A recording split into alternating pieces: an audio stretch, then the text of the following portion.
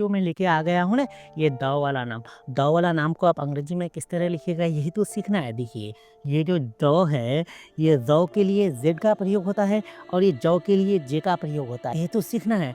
हमारे क्लास में अगर अंतिम तक बने रहिएगा ना, तो आपको जो है 100% नाम लिखने का तरीका सीख जाइएगा। और हाँ, स्वागत करता हूँ आप सभी का आपके ही अपने यूट्यूब चैनल वही एमजीएम ऑनलाइन क्लासेस। अब तक अगर हमारे चैनल को सब्सक्राइब नहीं किए ना, तो सब्सक्राइब कर लीजिए और हाँ, बेल आइकन को दबाना ना भूले। दमीशा दौ का अंग्रेजी है डी, है तो डी लगा दिए। डी लगाने के बाद अब देखिए कोई मात्रा है, हर्षी दुर्गी हर्षु दुर्गु है। आप मात्रा क्या होती है एक बार मैं और समझा देता हूँ आप लोगों को। देखिए, ये है क है ना, ये है आकार, ये है ख, ये है हर्षी, ये है ग, ये है दुर्गी, ये है घ, ये है हर्षु। ते आकार, हर्षी, दुर्गी, हर्षु इस तरह है ना। इस तरह से कोई भी शब्द में या कोई भी वाक्य में या कोई भी अक्षर में अगर नहीं रहेगा ना, तो आप ए का प्रयोग कीजिएगा। कोई मात्रा नहीं है तो आप क्या लगाइएगा, तो ए लगाइएगा। तो ए लगा दिए। ए लगाने के बाद म का अंग्रेजी क्या है, फिर ये चार्ट में देखिए आप, ठीक है। म के लिए यम है तो यम लगा दिए, ठीक है। अब देखिए ये जो दुर्गी है ना, दुर्गी, दुर्गी का मतलब होता है डबल ई। क्या होता है, जब भी दुर्गी नजर आ जाएगा ना, तो आप डबल ई का प्रयोग कीजिएगा। तो डबल ई लगा दिया। डबल ई लगाने के बाद अब ये श है, श, श का अंग्रेजी होता है यस यच। तो आप यहाँ यस यच लगा लीजिए। तो बन गया ना दमीशा। अब लिखना है दनिया। दौ का अंग्रेजी डी है तो डी लगा दिए, ठीक है। अब देखिए कोई मात्रा नहीं है, तो कोई मात्रा नहीं रहने से किसका प्रयोग कीजिएगा, ए का। तो ए लगा दिए। उसके बाद है नौ के लिए यन है तो यन लगा दिए। जो हर्षी है ना, हर्षी, हर्षी मतलब छोटी ई। छोटी ई का मतलब होता है आई। क्या मतलब होता है, हर्षी यानी छोटी ई का मतलब क्या होता है, आई। तो आई लगा दी।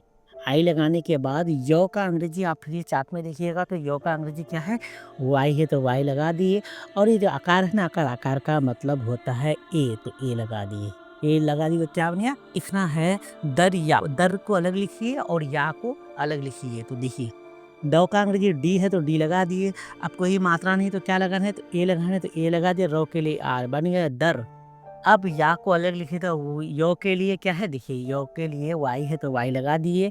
अब जो है आकार, आकार का मतलब क्या है, आकार के लिए ए का प्रयोग करते तो ए लगा दिए। बन गया ना दरिया। इसी तरह लिखिए दिल शमा। तो दिल को अलग लिखिए यहाँ से और शमा को अलग लिखिए। तो दो का अंग्रेजी डी है तो डी लगा दिए, ठीक है। अब हर्षी है ना, हर्षी, हर्षी का मतलब होता है आई। तो आई लगा दो यहाँ से। और लो, लो के लिए यल। तो हो गया ना दिल। और शमा को अलग लिखिए यहाँ से। शव का जो अंग्रेजी होता है वो है क्या, यस यच। तो यस यच लगा दिए। यस यच लगाने के बाद कोई मात्रा है नहीं है, तो कोई मात्रा नहीं रहे तो किसका प्रयोग कीजिएगा, ए का प्रयोग करना है। तो ए लगा दिए। उसके बाद मौ का अंग्रेजी यम है और ये आकार है ना, आकार, आकार का मतलब होता है ए। तो ए लगा दिए। बन गया ना दिल शमा। दिल रुबा। तो दौ का अंग्रेजी डी है तो डी लगा दिए। और हर्षी, हर्षी का मतलब क्या है, हर्षी के लिए तो आई का प्रयोग करते हैं, आई लगा दिए। अब लौ के लिए यल, बन गया ना दिल रूबा। रौ का अंग्रेजी आर है तो आर लगा दिए। ये जो दुर्गु है ना, हर्ष, देखिए ये जो दुर्गु, दुर्गु का मतलब होता है डबल ओ। और ये हर्षु, हर्षु का मतलब होता है यू, ठीक है। तो ये हर्षु है, हर्षु के लिए यू लगाते हैं। और बौ के लिए बी है। और ये जो आकार है ना, आकार, आकार का मतलब होता है ए। तो ए लगा दिए। बन गया ना दिल रुबा न दिल शाद। दौ का अंग्रेजी डी है तो डी लगा दिए, ठीक है। अभी हर्षी, हर्षी का मतलब होता है आई। तो आई लगा दीजिए, ठीक है। लगाने के बाद लौ के लिए यल है, बन गया ना दिल। अब शाद लिखना है। शौ का अंग्रेजी क्या होता है, बोलेगा यस यच होता है। तो यस यच लगा दिए, ठीक है। अब आकार, आकार का मतलब होता है ए। तो ए लगा दिए। उसके बाद जो है दौ, दौ के लिए क्या है डी। तो डी लगा दिए। बन गया ना दिल शाद। इसी तरह लिखे दिल हाम। दौ का अंग्रेजी डी है तो डी लगा दिए। हर्षी, हर्षी का मतलब क्या है, बोलिएगा आई है तो आई लगा दिए। अल्लाह के लिए यल, बन गया ना दिल। अब हाउ का अंग्रेजी जानते हैं ना, हाउ के लिए क्या है, यच है तो यच लगा दिए। उसके बाद आकार, आकार का मतलब होता है ए। तो ए लगा दिए। और मौ के लिए यम, बन गया ना दिलहाम। दबीब। दौ के लिए डी है। अब कोई मात्रा नहीं तो क्या लगाते हैं, बोलिएगा सर ए लगाती हैं। तो ए लगा दिए। और बौ के लिए बी है। अब ये जो दुर्गी है ना, दुर्गी, दुर्गी का मतलब होता है डबल ई। क्या होता है, जब भी आपको दुर्गी नजर आ जाए ना, आप डबल ई का प्रयोग कीजिए। तो डबल ई लगा दिए। लगाने के बाद बौ के लिए क्या है, बी है। बन गया ना दबीब। ये जीभ को अगर दांत में लगाइएगा तो जौ का आवाज निकलेगा, यानी जेड का प्रयोग होगा, ठीक है। और सिंपल जो जौ होता है ना, क ख ग घ अंग च छ जौ, तो ये जौ के लिए जे का प्रयोग करती है। तो समझ गए ना, नुक्ता वाला जौ के लिए जेड का प्रयोग कीजिएगा और जौ के लिए जे का प्रयोग कीजिएगा, ठीक है। तो दिल फराज को लिख लिए थे, दिल को अलग लिखिए, फराज को यहाँ से अलग लिखिए, ठीक है।